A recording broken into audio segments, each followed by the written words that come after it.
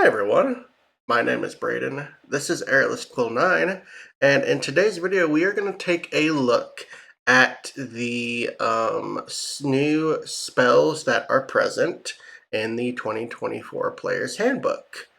It looks like there are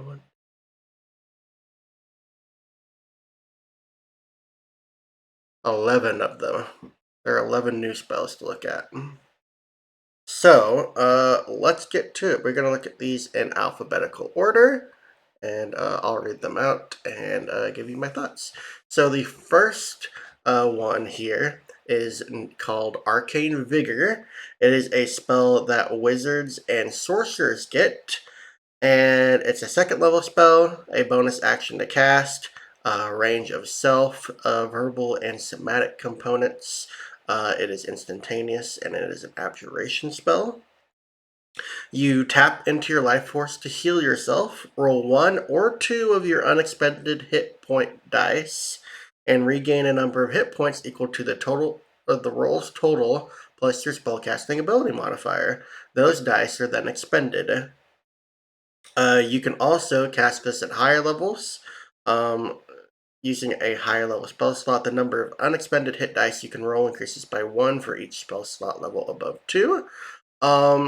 This is a very interesting spell. I think the reason it's most interesting is because it's a sorcerer and wizard spell. So it may be beneficial to have a spell that that has you regain hit points just in case there's not a healer in your party, or your healer may not be able to heal you in time. So I feel like this is a neat backup for sorcerer and wizard to have. Yeah, it's a very cool spell. I mean, make sure you save up those hit dice if you're going to use it. But other than that, yeah, it's an interesting one. So a new spell that is it's new for the game, is Divine Smite. So Divine Smite is a spell now for paladins, and it is a first level spell, bonus action to cast, range of self, verbal components, and it is instantaneous. You take the bonus action to cast the spell immediately after hitting a target with a melee weapon or an unarmed strike. The target takes an extra 2d8 radiant damage from the attack, and the damage increases by 1d8 if the target is a fiend or an undead, and if you cast it at a spell slot level above 1, the damage increases by 1d8. So, yep, Divine Smite is a spell now. All Smite spells, or all Smites are spells, including Divine Smite now. And I like the new casting time. A lot of these used to be, a lot of Smites used to be concentration. Now they're a bonus action that you take immediately after hitting a target with a melee weapon or an unarmed strike. This also technically means that you can cast this spell when you throw a melee weapon. So thrown weapons can also be used to smite with, which is pretty neat. A lot of people are upset that Divine Smite is a spell now. I think Paladins are still a very good powerhouse. They are very tanky, and I don't know if this is as big of an issue as people are making it out to be. But yes, Divine Smite is a spell now, and as you can see, it pretty much worked exactly as it did in 2014. It's just a spell now. Elementalism is a new cantrip present in the 2024 Player's Handbook. It is a transmutation cantrip. It takes an action to cast. It has a range of 30 feet and affects a 5-foot cube. It is verbal and somatic. The duration is instantaneous. Oh, I should have mentioned Divine Smite is a paladin only spell. But Elementalism is for druids, sorcerers, and wizards. The Warrior of the Elements monk also gets the Elementalism cantrip as part of one of their class features. But what Elementalism does is you exert control over the elements, creating one of the following effects within range. You can beckon air, which creates a breeze strong enough to ripple cloth, stir dust, rustle leaves, and close open doors and shutters, all in a 5-foot cube. Doors and shutters being held open by someone or something aren't affected. Beckon earth, you create a thin shroud of dust or sand that covers surfaces in a 5-foot square area, or you cause a single word to appear in your handwriting in a patch of dirt or sand. Beckon fire, you create a thin cloud of harmless embers and colored, scented smoke in a 5-foot cube. You choose the color and scent, and the embers can light candles, torches, or lamps in that area. The smoke scent lingers for 1 minute. Beckon water. You create a spray of cool mist that lightly dampens creatures and objects in a 5-foot cube. Alternatively, you create 1 cup of clean water either in an open container or on a surface, and the water evaporates in 1 minute. Or the last option is sculpt element. You cause dirt, sand, fire, smoke, mist, or water that can fit in a 1-foot cube to assume a crude shape, such as that of a creature, for 1 minute. Yeah, this is a nice little elemental cantrip that druid, sorcerer, wizard, and warrior of the elements monk have access to. Yeah, I like it. Fount of Moonlight is a new spell for bards and druids.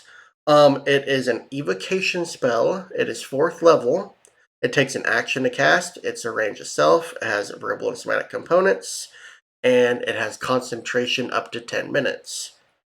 A cool light wreathes your body for the duration, emitting bright light in a 20-foot radius and dim light for an additional 20 feet. Until the spell ends, you have resistance to radiant damage, and your melee attacks deal an extra 2d8 radiant damage on a hit. In addition, immediately after you take damage from a creature you can see within 60 feet of yourself, you can take a reaction to force the creature to make a Constitution saving throw. On a failed save, the creature has a blinded condition until the end of your next turn. Yeah, this is a neat spell. Of note, the Circle of the Moon Druid can gains access to the spell as a always prepared spell, and they can also cast it while in wild shape. So yeah, this is a really interesting spell, and it's kind of cool. Jallarzi's Storm of Radiance is a 5th level evocation spell. It takes an action to cast. It has a range of 120 feet and affects a 10-foot cylinder. It has herbal, somatic, and material components. The material component is a pinch of phosphorus, and it has concentration up to 1 minute. This is a spell available to Warlock and Wizard, and this is what the spell does. You unleash a storm of flashing light and raging thunder in a 10-foot radius, 40-foot high cylinder, centered on a point you can see within range. While in this area, creatures have the blinded and deafened conditions, and they can't cast spells with a verbal component. When the storm appears, each creature in it makes a Constitution saving throw, taking 2d10 radiant damage and 2d10 thunder damage on a failed save, or half as much damage on a successful one. A creature also makes the save when it enters the spell's area for the first time on a turn, or ends its turn there. A creature makes a save only once per turn. And using a higher spell slot, the radiant and thunder damage increase by 1d10 for each spell slot level above 5. So yeah, Jallarzi Storm of Radiance, pretty cool spell. It automatically gives the blinded and deafened conditions to creatures inside of it, and they can't cast spells with a verbal component, which is pretty big. And I think the damage is pretty decent as well. And it scales quite nicely at higher levels since both the Radiant and Thunder damage increases. So yeah, I think this is a really cool spell, and I like it. Power Word Fortify. Now this is a new 7th level enchantment spell. It is available to the Bard and Cleric, and it is 1 action to cast, has a range of 60 feet, verbal components, and it is instantaneous for its duration. So what the spell does is you fortify up to 6 creatures you can see within range. The spell bestows 120 temporary hit points, which you divide among the spell's recipients. This means that you could choose 6 creatures and divide 120 temporary hit points amongst them, or you could choose 1 creature and give that 1 creature 100 temporary hit points. So, yeah, this is a pretty decent spell, especially if if you're doing single target. Otherwise, yeah, it's nice that you can choose multiple creatures with this, so it's pretty versatile in that way. And yeah, I think it's a pretty decent spell. Sorcerous Burst is a new evocation cantrip for the sorcerer. It has a casting time of 1 action, a range of 120 feet, verbal and somatic components, and it is instantaneous. Here's what the spell does. You cast Sorcerous Energy at 1 creature or object within range. Make a ranged attack roll against the target. On a hit, the target takes 1d8 damage of a type you choose: acid, cold, fire, lightning, poison, psychic, or thunder. If you roll an 8 on a d8 for this spell, you can roll another d8 and add it to the damage. When you cast a spell, the maximum number of these d8s you can add to the spell's damage equals your spellcasting ability modifier. Cantrip Upgrade. The damage increases by 1d8 when you reach levels 5 to 2d8, 11 to 3d8, and 17 to 4d8. So this is an awesome cantrip for the sorcerer. What's really cool about this cantrip is the bursting D8 and the fact that it can burst multiple times. A very interesting thing to note is that as you gain higher levels, the cantrip will, of course, add more dice to its damage, which also increases the chance of you rolling that 8 on one of your d8s. So, yeah, Sorcerous Burst is really cool. And yeah, it's going to feel really nice when you roll an 8 and get to add an additional die on top of the damage. And it's going to be especially cool when you do it multiple times.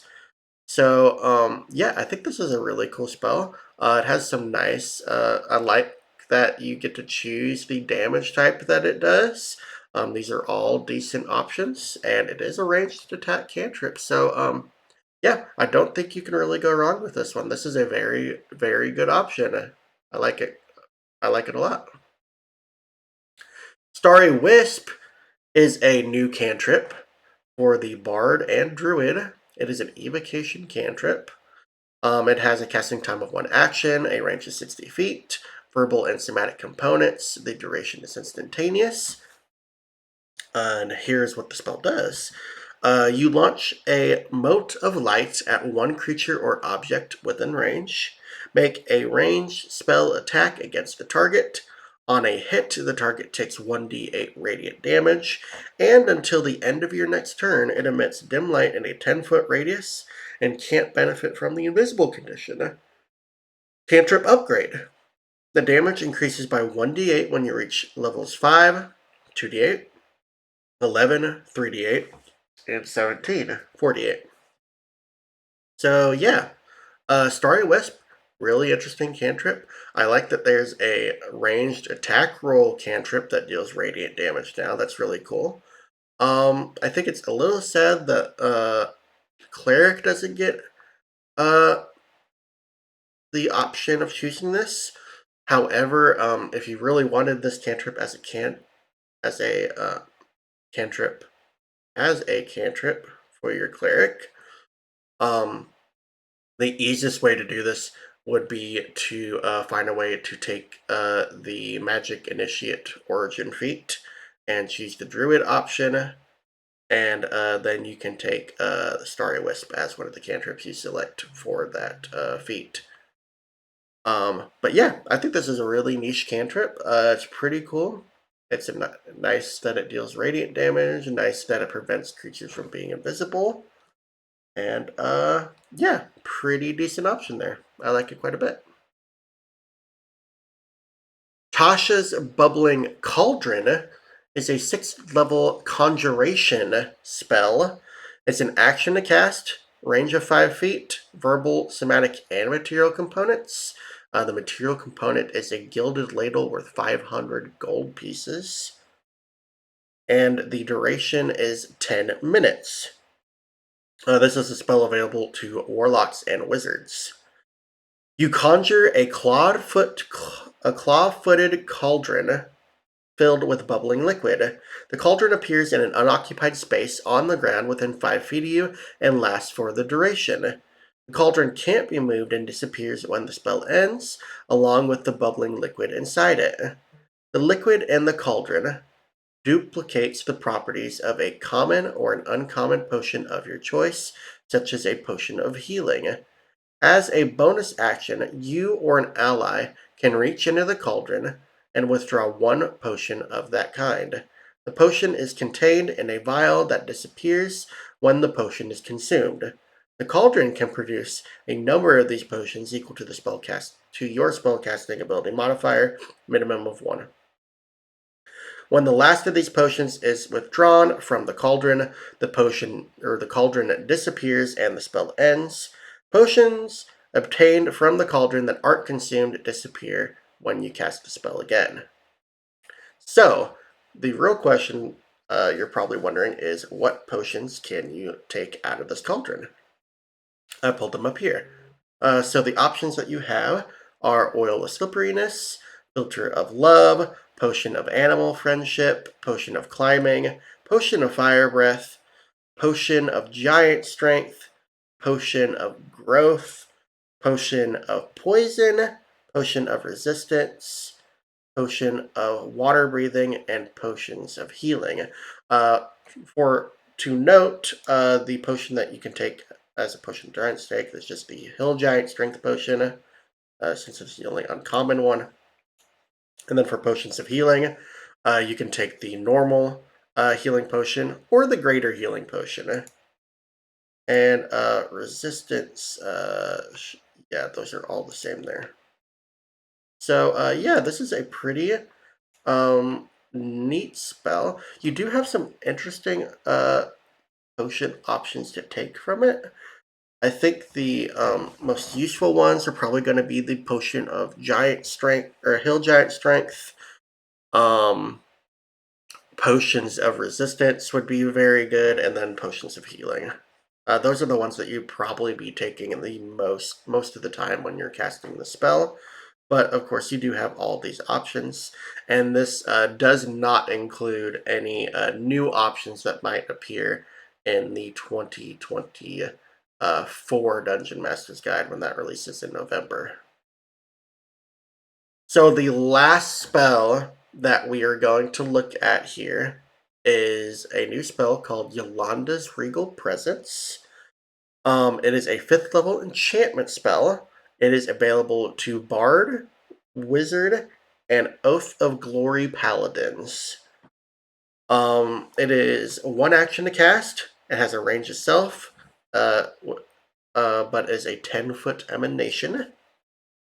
The components are verbal, somatic, and material. The material component is a miniature tiara, which is kind of cute. And the duration is concentration up to 1 minute. So, you surround yourself with unearthly majesty in a 10-foot emanation. Whenever the emanation enters the space of a creature you can see, and whenever a creature you can see enters the emanation or ends its turn there, you can force that creature to make a wisdom saving throw. On a failed save, the target takes 4d6 psychic damage and has the prone condition, and you can push it up to 10 feet away. On a successful save, the target takes half as much damage only. A creature makes a save only once per turn. So yeah, this is a pretty neat spell. I do like the fact that it prones and pushes targets as well as deals psychic damage. The psychic damage may seem a little low, but I think it's probably pretty fairly balanced for a 5th level spell, especially since this is an emanation that you always have active while you're keeping concentration. So yeah, pretty cool spell here.